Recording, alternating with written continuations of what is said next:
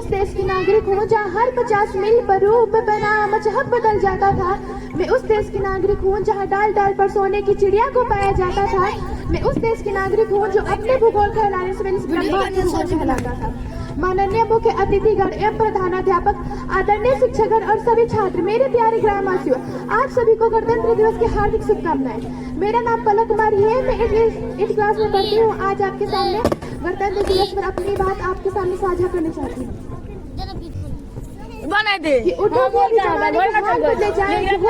उससे कमाल बदले जाए और आज के जमाने की हाल को बदलना जरूरी है, अनिवार्य आवश्यक है। और इस 26 जनवरी को मनाना भी बेहद जरूरी है।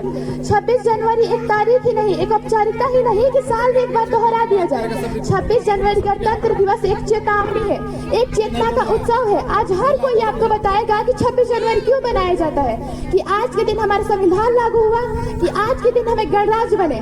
मैं आपको ये बताने नहीं आई हूँ कि 26 जनवरी क्यों मनाया जाता है। मैं आपको ये बताने आई हूँ कि 26 जनवरी के दिन इस समय में क्या उपयोगिता है।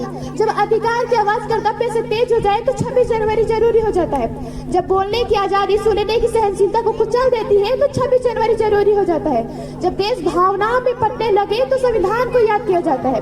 गणतंत्र की असली शुरुआत राजधानी से नहीं होती है।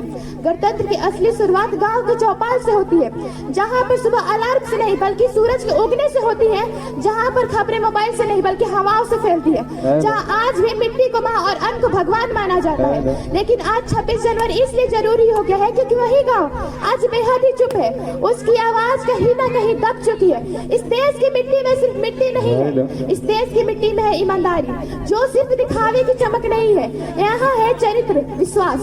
आज भारत देश तेजी से बदल रहा है, लेकिन कहीं ना कहीं अपने जड़ों से भी हटता जा रहा है, अपने जड़ों से कटता जा रहा है। 26 जनवरी का दिन हमें याद दिलाता है कि जो पेड़ अपनी जड़ों को भूल जाते हैं वही सबसे पहले गिरते हैं। हमारे देश के वो किसान जो संविधान की धाराओं को नहीं पढ़ते लेकिन संविधान को जीते हैं, वो बीच होते वक्त कानून नहीं देख लेते बल्कि अपने कर्तव्यों को निभाते हैं। लेकिन आज 26 जनवरी इसलिए भी जरूरी हो गया है क्योंकि वही किसान जो आज भी मौसमों से लड़ता है, बाजारों से जूझता है और चुपचाप इस देश को जिंदा रखता है, अगर वो किसान थक जाए तो संविधान की प्रस्तावना लोगों की थाली तक नहीं पहुंच सकती है। संविधान की प्रस्तावना लोगों की थाली तक नहीं पहुंच सकती है। जो जवान जो संविधान के शब्दों को शब्दों में नहीं बल्कि रंगों में जानता हो और उसी गांव के उसी बेटे से निकलता हो जिसे तिरंगा फहराने से ज्यादा तिरंगा की बचाने की चिंता होती है। आज जो जवान जो सीमा पर खड़ा होकर भाषण नहीं देता लेकिन उसकी पूरी मौजूदगी एक भाषण ही होती है। लेकिन आज 26 जनवरी इसलिए भी जरूरी हो गया है क्योंकि वही जवान जो बिना कोई सवाल के, बिना कोई प्रश्न के लिए इस देश के लिए खड़ा रहता है और हम अपने देश पर सवाल उठाने में व्यस्त रहते हैं।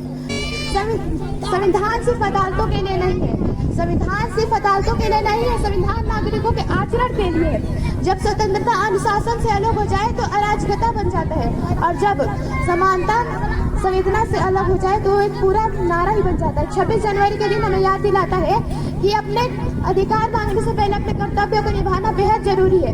आज भारत देश सोचता कम है, प्रतिक्रियाएं ज्यादा देता है। आज हम खबर पढ़ने से पहले ये राय बना लेते हैं कि जो गलत है वो गलत कहने से पहले हम ये सोच लेते हैं कि जो गलत है वो गलत कहने से पहले जो गलत है वो अपना है या पराया है। यही वो समय है, यही वो पल है कि 26 जनवरी की बेहद जरूरी है।